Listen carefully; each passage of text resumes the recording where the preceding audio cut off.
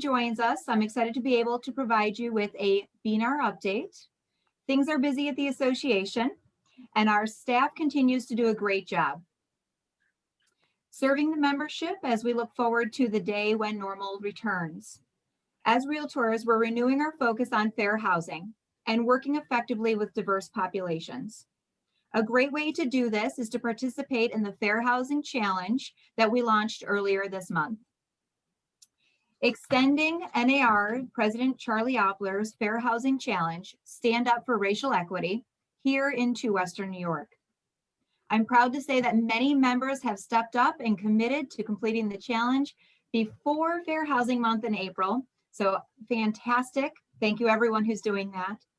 Meeting this challenge by April 1st is as simple as completing Fair Haven, NARS, NARs, online fair housing training simulation, and implicit bias training video and workshop.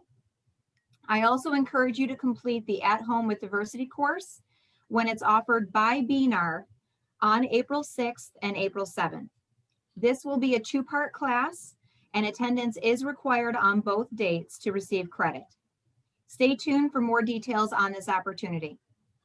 Together, these tools empower us to check and confront our biases, to honor the Fair Housing Act, and to work to end discrimination in housing. You'll find the links to all of these training opportunities on the homepage of BNAR in the President's message. Show your commitment to fair housing and join the challenge. Our focus on fair housing will continue in April with a series of free presentations. On April 15th, featuring Bill Dedman, who was a lead reporter for the Newsday's undercover investigation of fair housing compliance on Long Island. On April 22nd, we have Alexia Smokler, NAR's Senior Policy Representative for Fair Housing. And on April 29th, Daniel Corbett will present Fair Housing Matters for real estate professionals. You can register for all of these virtual events in the member portal. I hope to see you there. As you tune into March Madness, you're going to hear BNAR's latest advertising campaign on WGR and ESPN KB 1520. The message being delivered by Buffalo Niagara Realtors to consumers is, our number one priority is you, because that's who we are: professional, experienced, and service-oriented. We're also airing a 30-second commercial highlighting how realtors are conducting business safely. So stay tuned to hear those during March Madness. Our March charity fundraiser for Western New York Heroes continues through the 31st. I hope you can lend your support by purchasing a do-it-yourself craft kit. These are very fun, and keep an eye out for a video coming to you soon on my own experience with this. Very fun, guys. Western New York Heroes is an amazing charity that helps our veterans through a variety of programs, including Positive for Heroes, which pays for service dog training for both the dog and the owner, Operation Boots, Battle Buddies on our troops side, brings veterans and their families together in a casual, non-clinical, non-threatening, safe setting and a fun environment too. And of course, the Heroes Bridge program. This serves veterans and their families with financial assistance and provides help with up to 4 months of rent, mortgage, and utility payments. Visit bnar.org for the link to purchase your sign kit to benefit Western New York Heroes. Taking a look ahead, a new BNAR Facebook group is coming soon. It will be a closed group for members only. We're looking forward to connecting more with you the way you guys connect. We're also establishing a property manager committee, so keep a lookout for that as well. Before I wrap up today, I'd like to take a moment to remind everyone how important it is to be politically active and aware as realtors. Together, we serve as the only organized voice for our industry, for homeowners, and for private property rights. I encourage you to keep informed about the important issues NAR is addressing in Washington, those that NISAR is addressing in Albany, and also issues BNAR is tracking here at home. Then be an active participant in the process as much as you are able. Starting with supporting the Realtors Political Action Committee, our contribution to RPAC is one of the best investments we can make in the future of our industry and homeownership. It provides realtors with a voice in legislative chambers, a seat at the table where decisions are made regarding the welfare and financial future. RPAC allows us to play an active role in supporting legislation designed to promote homeownership and the industry. It also allows us to educate lawmakers when misguided proposals are being considered. For example, NAR and RPAC fought to have realtors covered by the pandemic unemployment assistance programs last year, something that was previously unheard of for independent contractors. Visit bnar.org or call the BNAR office for more information about supporting RPAC. Every year, NISAR's Lobby Day is in Albany. This provides us with an opportunity to deliver the realtor point of view on key issues directly to Western New York representatives in state government. This year, Lobby Day is April 27th, and it will be virtual. With no travel involved, we will only have to take a few hours out of our day to meet our legislators. There is no cost to participate. BNAR and NISAR will provide us with talking points as well to make sure that we cover all the key issues. Together, we can deliver the realtor position and our issues to Albany. I encourage you to register at nisar.com today and plan to join us. If you have questions about any of the topics I touched on this morning, please don't hesitate to reach out to me or to any of the staff members at BNAR. On behalf of your officers and staff, thank you again for joining us this morning. And now, John Leonardi will share a few more updates. John? Thank you, Amber. Good morning, everybody. First and foremost, I'm pleased to announce that Joe Revelino, whom some of you may know, has been selected as the 2022 Secretary Treasurer for NISAR, which will put him in line for our state president. He's following our last BNAR state president, was Margaret Hartman, and I think before her was Gary Kenline, and before him was Bill Lester, if I'm not mistaken. Did I miss anybody, Margaret? Joe Whittington. Oh, Joe Lester. Whittington. Thank Joe you. Whittington and then Lester. Yeah, Lester okay. was way back. I wasn't born. No, I'm kidding. Yeah. So that's really great news for our association, and congratulations to Joe. Going back to fair housing, this is a very, this is very important to me. Everyone should be aware that testers are being sent out across the state. Governor Cuomo, before all of his issues, I guess, has set aside hundreds of thousands of dollars for testers to go out and test all of you. So I think the guidance is, when you're dealing with a client, just treat them, A, the way you want to be treated, and as if they were a tester, and you should be fine. We also have posters here that we've produced. We have sent them out to all the broker owners, the managers. We put them online. If you need a poster for your office, it gives you all of the details that you need to be aware of. You could call the office. We have staff here 5 days a week. It's appointment only to come in, but we're here to help. The staff is functioning as they did pre-pandemic. I want to touch on,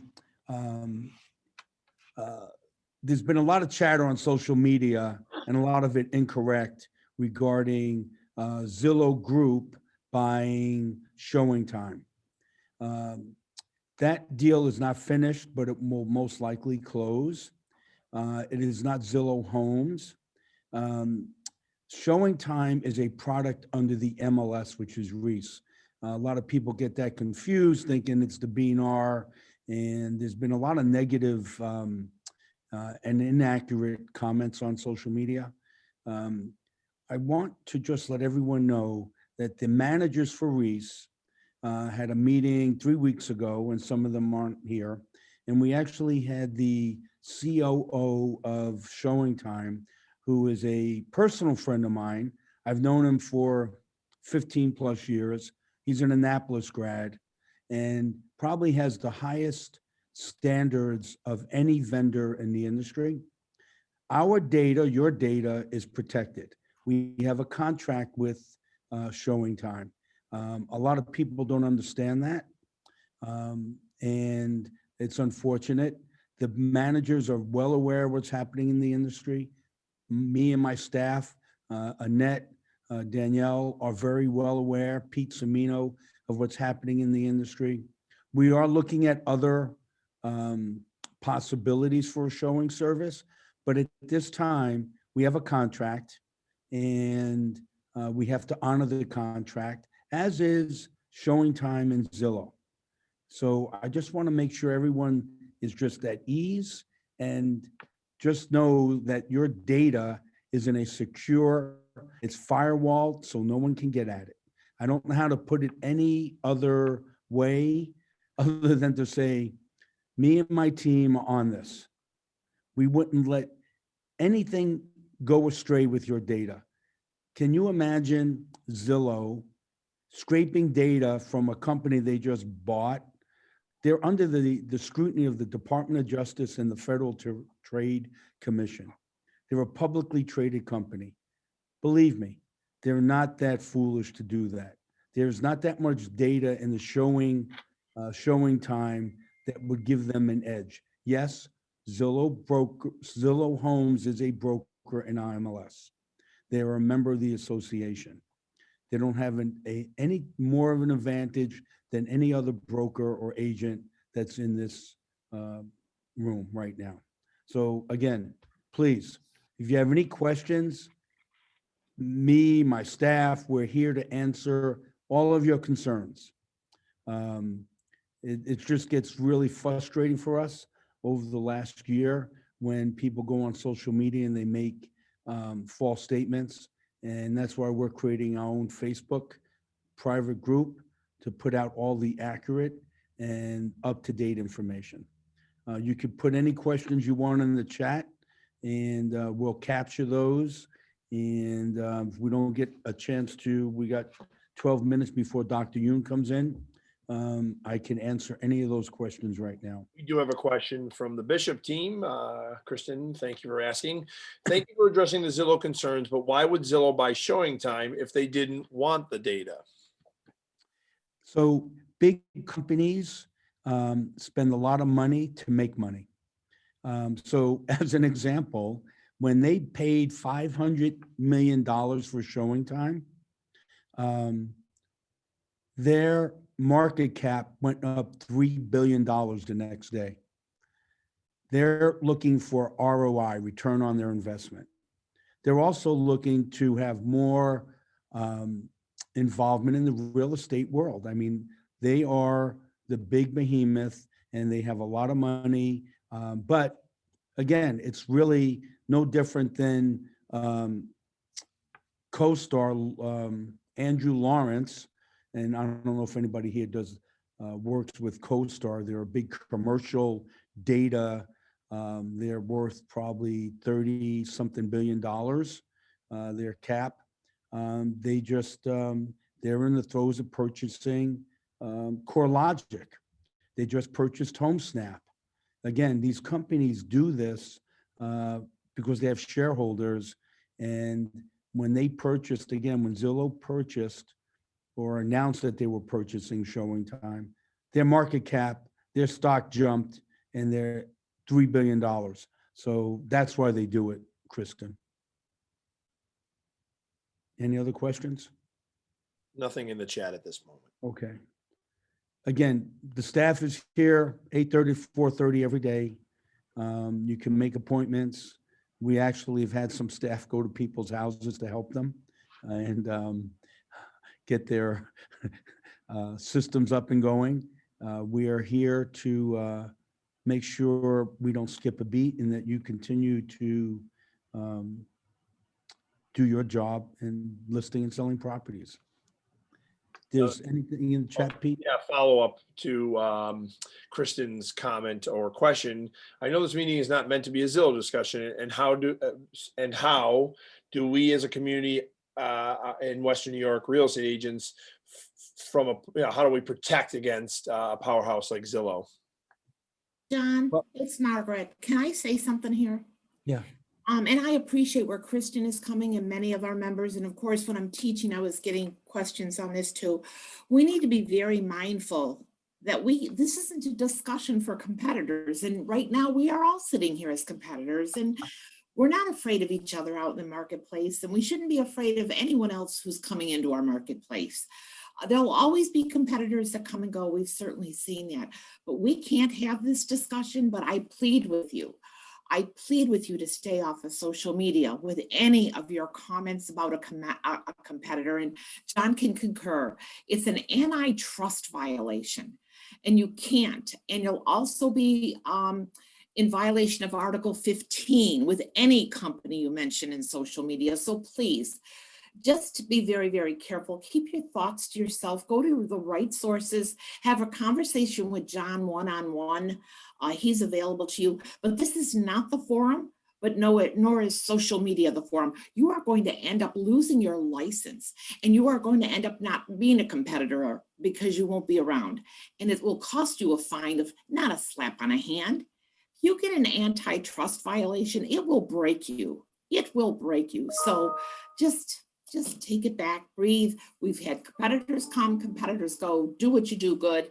And my God, Christian, they got to catch you because you're a great operation out there and we all respect you. So just keep doing what you're doing, dear. So Sorry, I do John, I want to had to address go. one thing. Kristen did mention she doesn't want to become like travel agents. You have to realize we're not talking about $1,000 ticket to go to Cancun, to go to a travel agency that you could do online.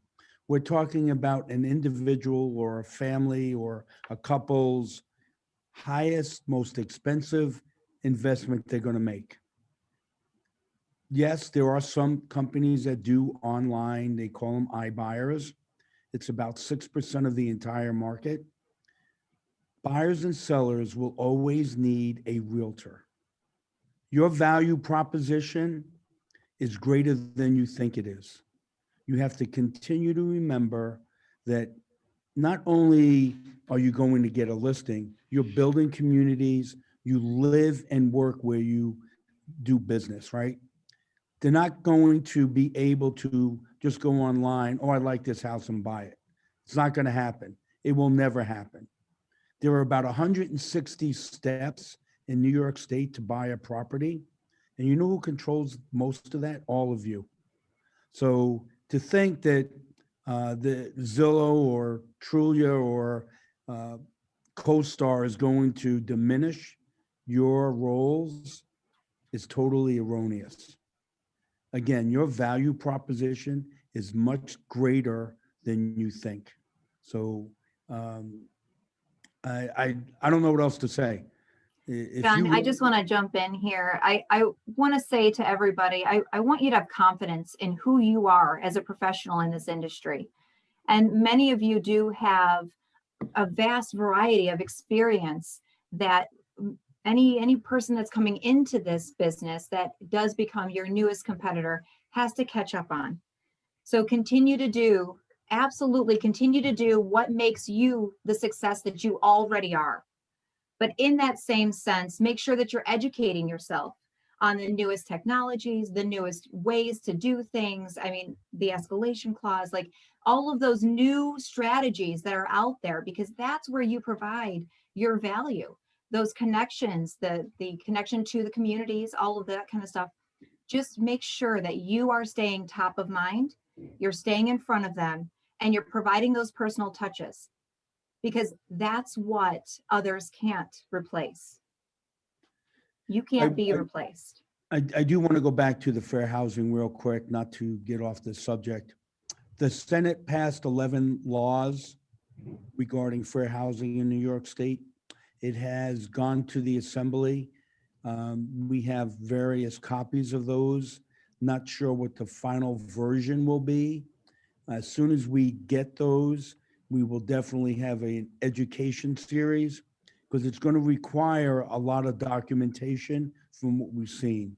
So just be aware of that. Everyone should know that obviously you'll hear if you attend this series in April on all the fair housing issues that Long Island had that are just not Long Island. They're across not only New York State, but across the country. And as Amber said, there are programs, Fairhaven, Unbiased, what was it, Amber? Unbiased, I can't think right now. The unbiased training Unbiased training, and then of course, video. At Home with Diversity. Implicit bias. Implicit. Thank you. So, but speak to your broker, call me as soon as we get the final version of what the governor is going to sign. I'm sure NISAR working with us will make sure we're all educated. You are all educated, probably creating some checklist because that's what it's going to come down to. How much time do we have, Pete? Dr. Yoon is in the house, let's just say that, and we're down to about 3.5 minutes till 11, so. Anything else, Sharon? anybody? Can you speak to the reasonable accommodation form? I'm going to turn that. I saw that email, Miriam. Yeah, agents don't have to sign it, but it has something to do, you know, it's got to be given to tenants and it's got to be posted in any vacant unit. So we just have the wording, but we need a form, whether the companies do it themselves or whether we have the board do it for Safe Haven. I don't have anything from NISAR yet. So that's kind of around the corner. I mean, the law started March 2nd and it's got to be, you know, April 1st is sort of the first 30 days. We'll get some more information on that. Do you want to, Amber, introduce Dr. Yoon? Sure, absolutely.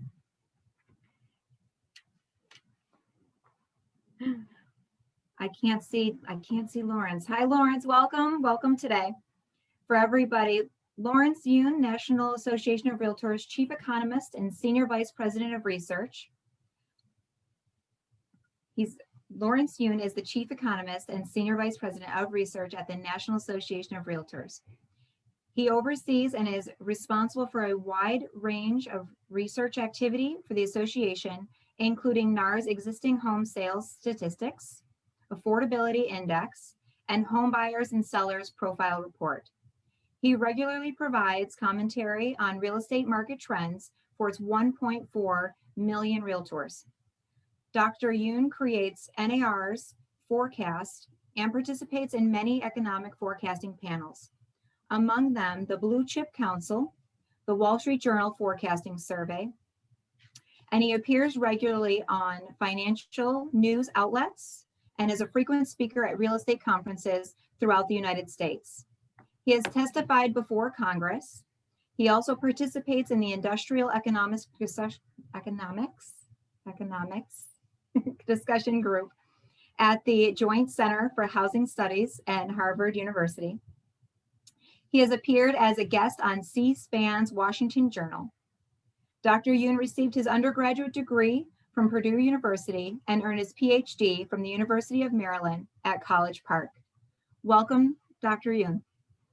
Thank you, President Amber, for inviting me and introducing. So great.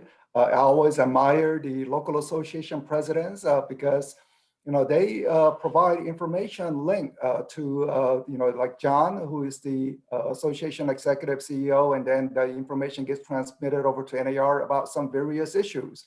You know, one of the issues that we heard across the country, again, you know, thank you, President Amber, and I see Regional Vice President Margaret Hartman. So she is a major player at National Association of Realtors. So she will certainly be relaying the information that With the eviction moratorium that was in place, well, given the COVID conditions, it's certainly understandable, but it was completely unfair to landlords. If you cannot evict and person cannot pay rent, well, what is the landlord supposed to do? Because we find that about 80% of single-family rentals are owned by mom and pop investors. It could be part of their retirement income. So we wanted to make sure rental subsidy was part of the stimulus plan so that the landlords are not left out to dry. So again, all your concerns are relayed to us through local association president. And in the case of Margaret, who is in a very elevated position of regional vice president as part of the NAR enlarged leadership team, you are well represented. So again, thank you. I did put for the Buffalo Bills just for the fact that John did give me a gift a long time ago, the football with Jim Kelly's signature on it. So for that reason, I was pulling for the Buffalo Bills this year, but at least made the playoffs and made advance. So, all right, let's go into the topic on the real estate market. Because 2020 is certainly a year to remember. I mean, both good, bad, there's so many deaths that occurred in the country. But one positive surprise was the residential housing sector. When it went down, if you remember back in about this time, total lockdown, April, May, very little transactions. You were concerned about what's going to happen to your business. Is this a forerunner to another foreclosure crisis after we went through that mess 10 years ago? A tremendous amount of concern. But the housing market simply roared back with strength in the second half of the year. And now in 2021, I guess the question is, are we going to see continuing positive momentum in the housing sector, or will something trip it up? So let me go into all this discussion. I, as an economist, speak better with PowerPoint slides. So let me put that onto the screen. So bear with me.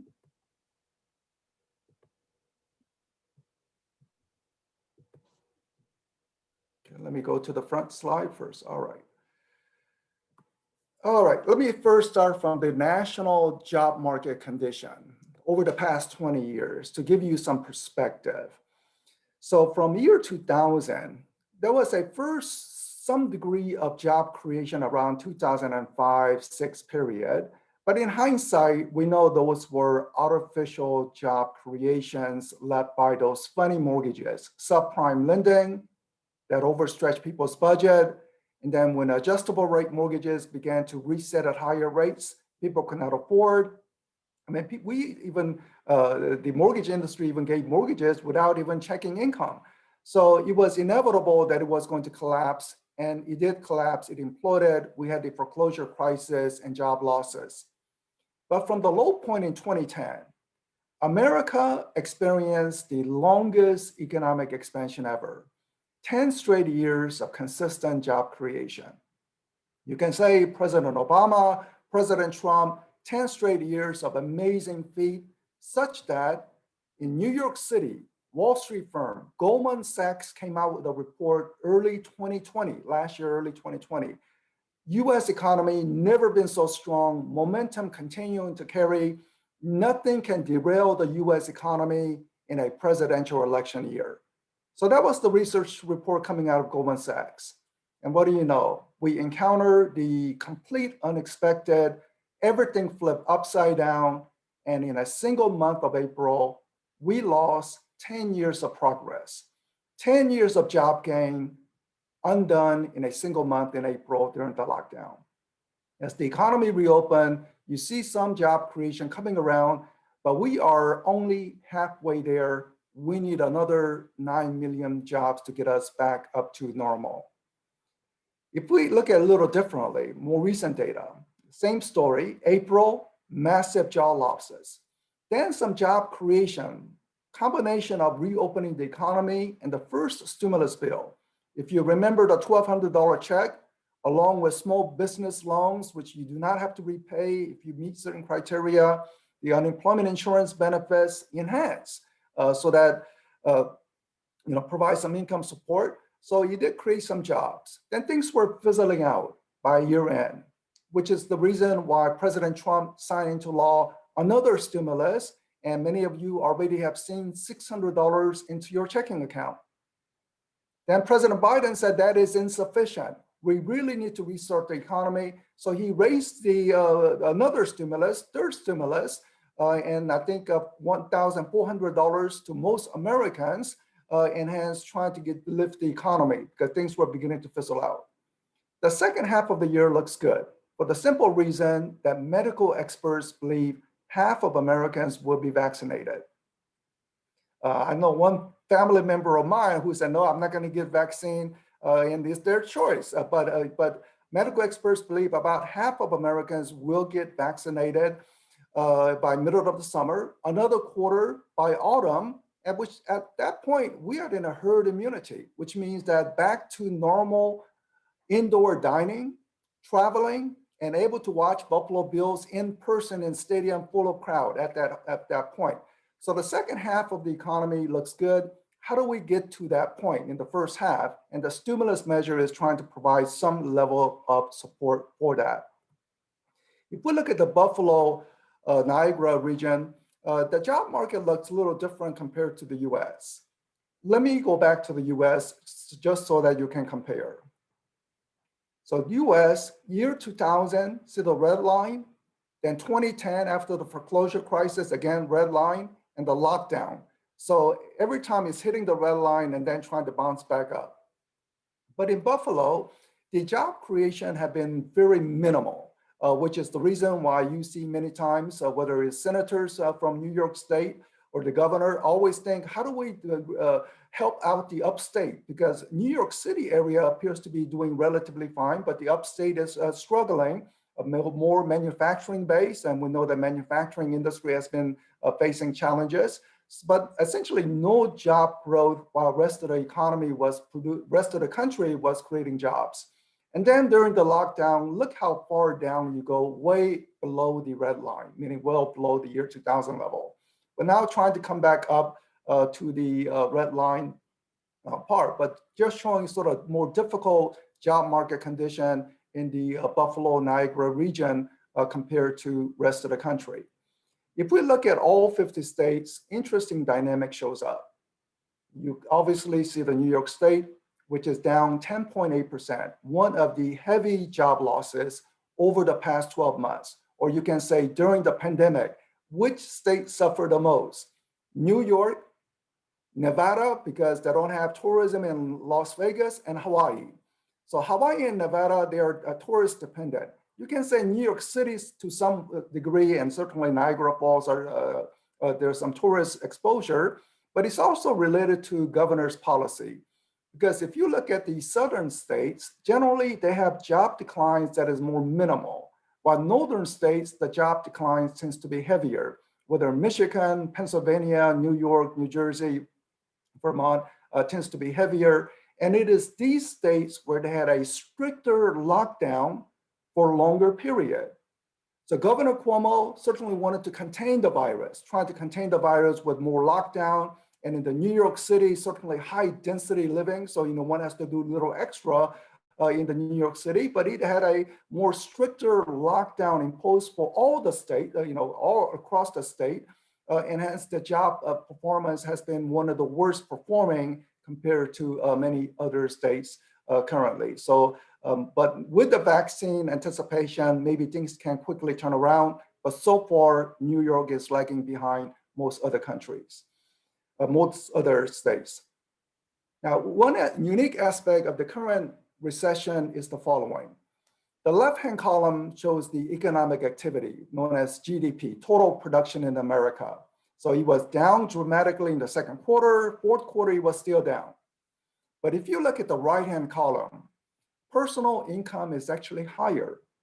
This is the first recession in America where average Americans actually have higher income during a recession compared to before a recession.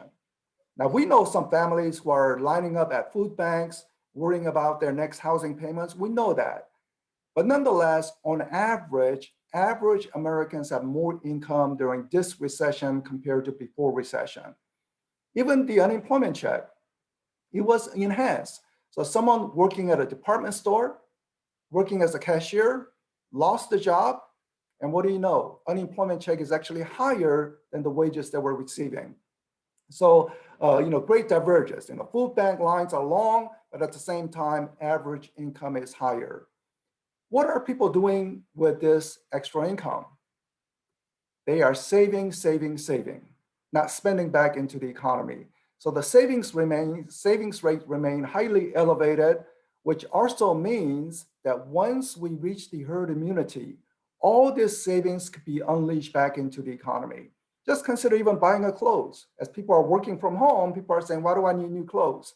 But as people begin to go back to normalcy, there could be a great increase in demand for many, many things. Travel, because there's certainly that potential for spending given the elevated level of savings. Again, second half of the economy looks good.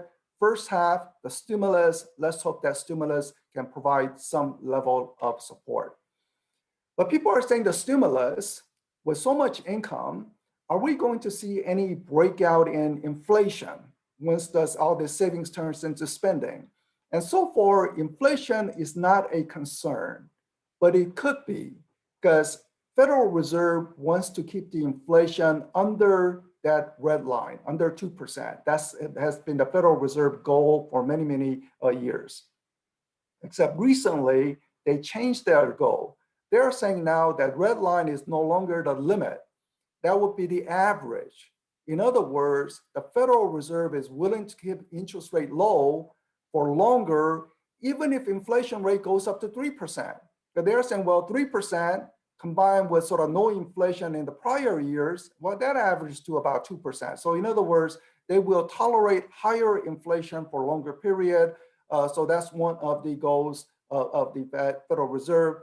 And one thing on the oil prices are beginning to rise, which will, I think, begin to edge up the inflation rate.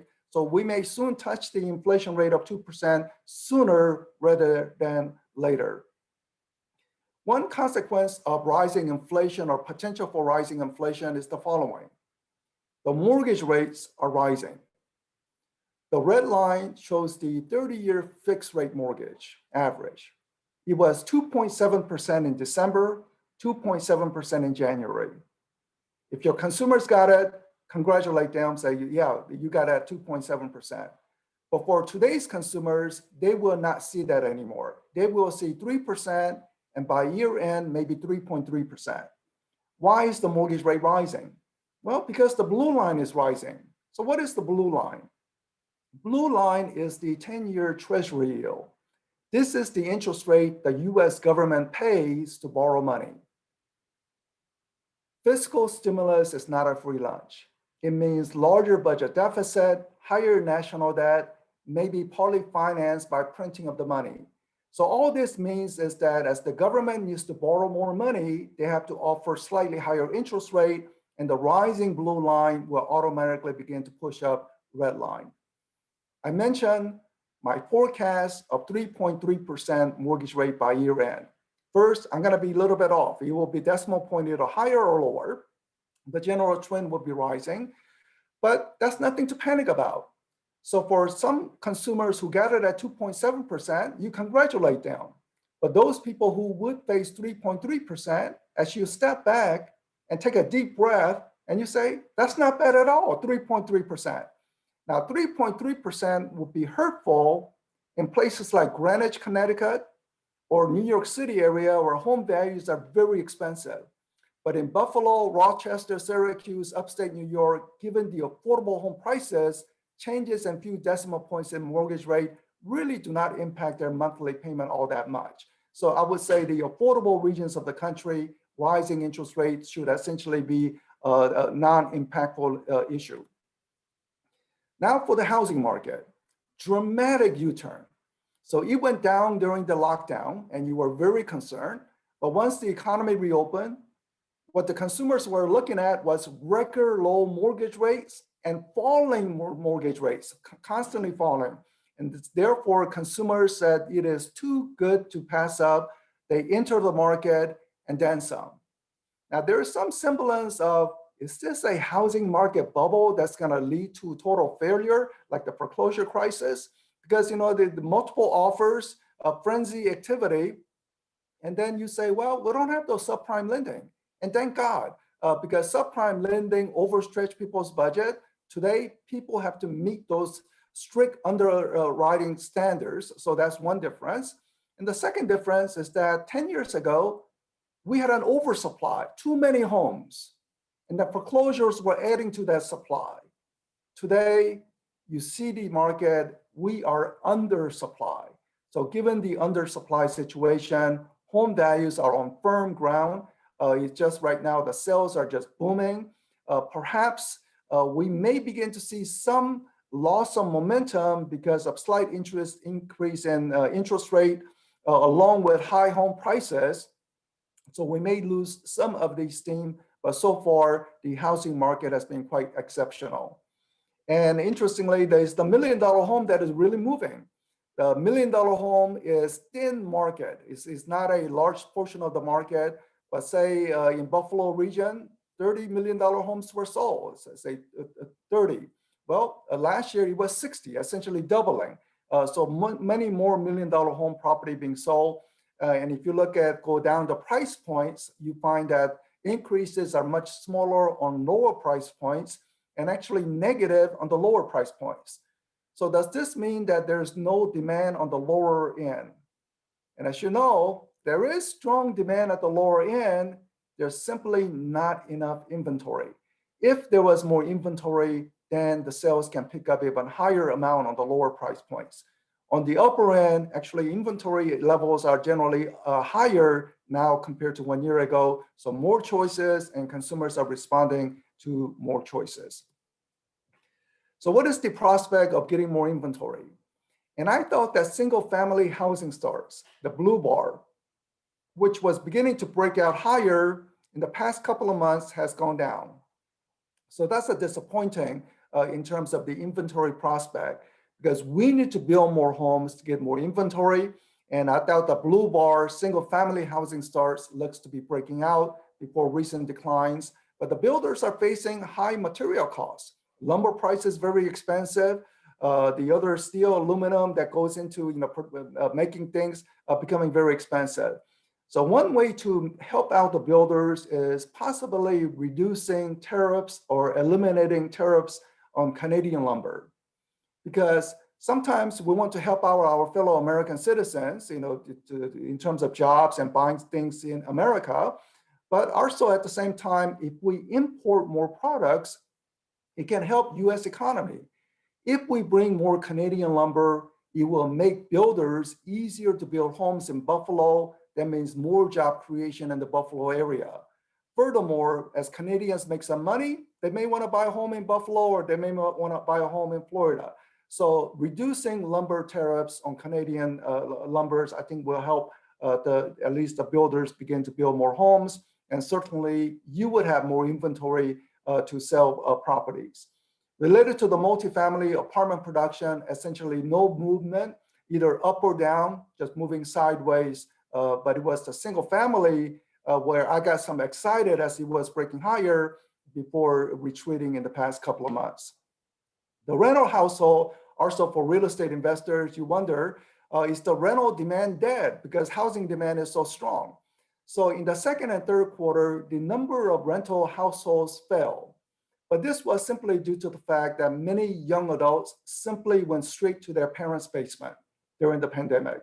But now with the job creation, again, stimulus, vaccine, maybe the younger generation will come out of the basement and begin to seek out their own housing units. So the rental demand, and let's remember, we had a housing shortage, not only about selling a home, but the vacancy, apartment vacancy was running very low. The investor property rental demand was very strong. So that was before the pandemic.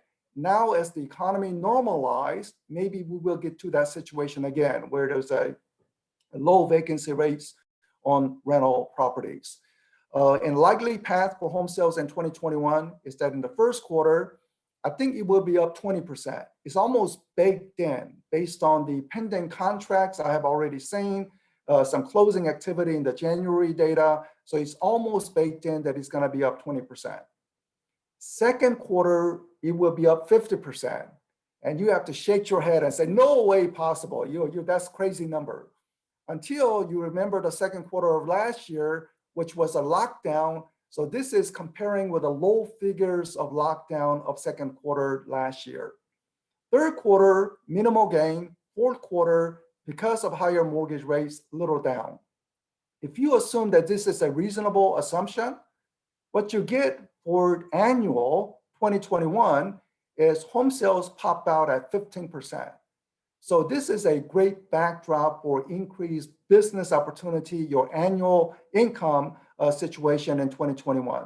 I will also highlight there are many new members coming into the industry, so there's more competition among realtor members, something that we cannot control or Department of Justice will frown, say anti-competition, but there is increased membership. So even though home sales are rising, good business backdrop, understand there's more competition among realtors trying to get that business.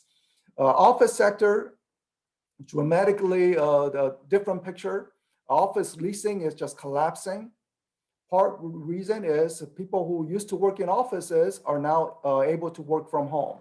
And consequently, the red line is the commercial real estate prices across retail, office, industrial. Average is down from 1 year ago. Even though the blue residential prices are up. So different picture for commercial members, the different environment, fewer business transaction, and prices actually falling. And let me go into the forecast. So the forecast is that for the economy in 2020, the middle column, it was a recession, down on GDP, down on jobs, interest rates very low, no inflation. But in 2021, because of the stimulus, along with the vaccine, it's going to be positive. We're not going to get to the full recovery in jobs, but note that stimulus is not a free lunch. It's going to push up interest rates. So interest rates are a little higher and inflation is also beginning to edge up. As to the housing market forecast, 2020, remarkable, amazing. In the midst of a pandemic, in the midst of high unemployment conditions, mortgage rates were exceptionally low. So new home sales, whatever the builders were building, easy sale, increased 19%. Existing home sales, MLS transactions up 6%, home prices up 7%. And in 2021, some decimal point or two increase in interest rates, but the builders keep building it. And in fact, put an escalation clause to say price of this newly constructed home would be $300,000 plus the price of lumber, because some builders are very afraid of the lumber prices. Well, just put it into the contract clause to say if lumber prices are high, the final prices will be higher because there's a strong demand. And the existing home sales up 15%. I went through the logic as to why, but hopefully with more building, we may get tamer price growth, and that will be a good thing for the long run. If the prices increase too fast, too soon, it chokes off first-time buyers. We always want to have that opportunity for the first-time buyers, and it is the first-time buyers who will be your repeat clients as they trade up into the next home, say 5, 6, 7 years from now. So let's hope that price increases are much tamer going into 2021. So thank you for listening. And now I am going to turn it back over to President Amber.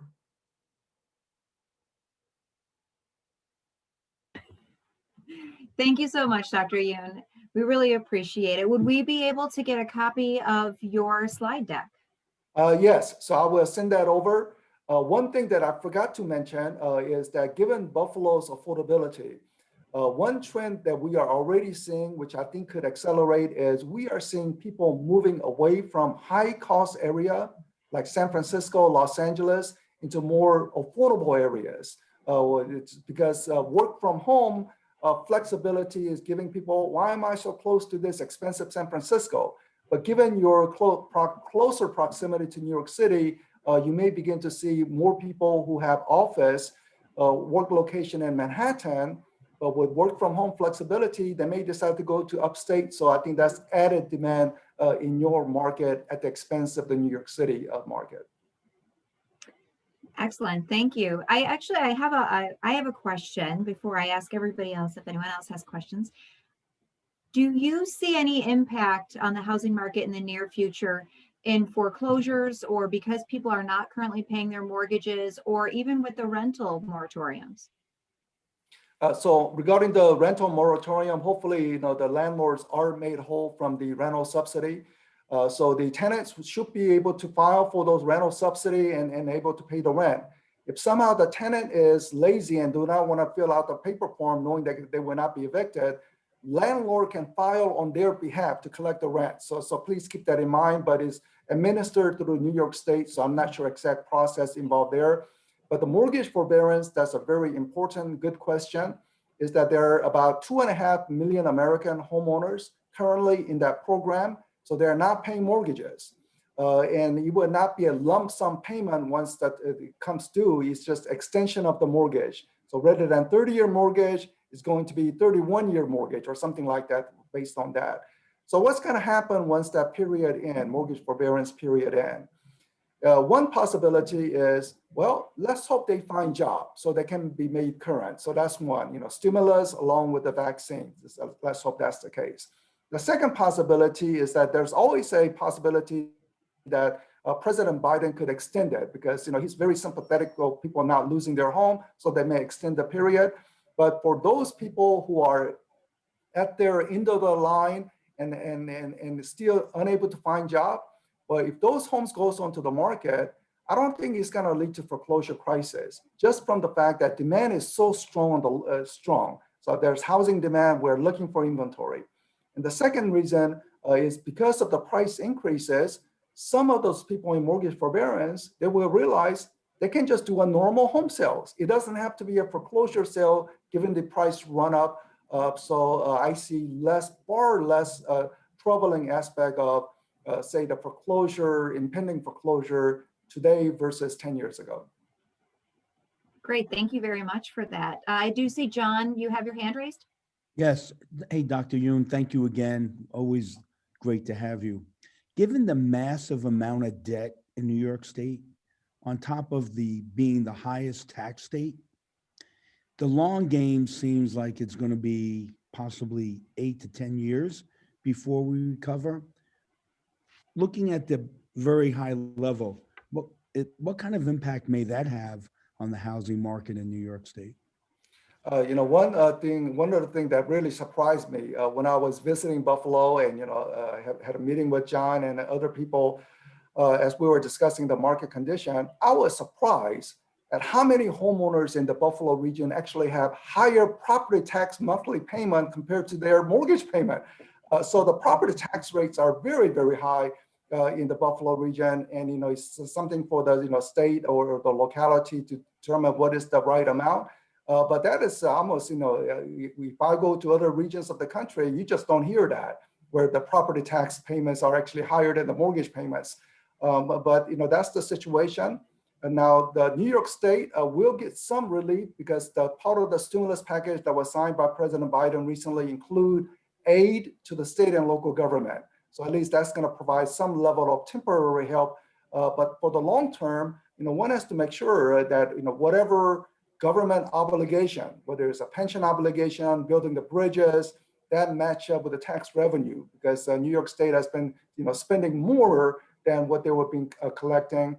And also, given the current high tax rate, there's also could be some tipping point. At what point do, say, the millionaires are living in around the New York City area begin to say, well, this tax rate's on top of this tax rate is getting very high, and they flee into like Florida where there's zero state income tax.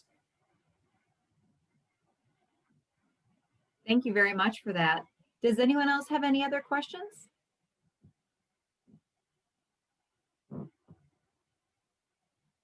We're good. All Amy. right. Yeah, we're good. Thank you so very much, Dr. Yoon. It's always a pleasure to have you, and I absolutely appreciate your wisdom.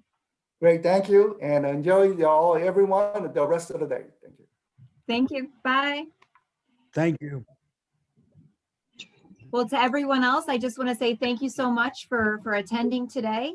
This was recorded, so it will be made available to you if you want to rewatch it later, and we will get those slides over to you as soon as we receive them.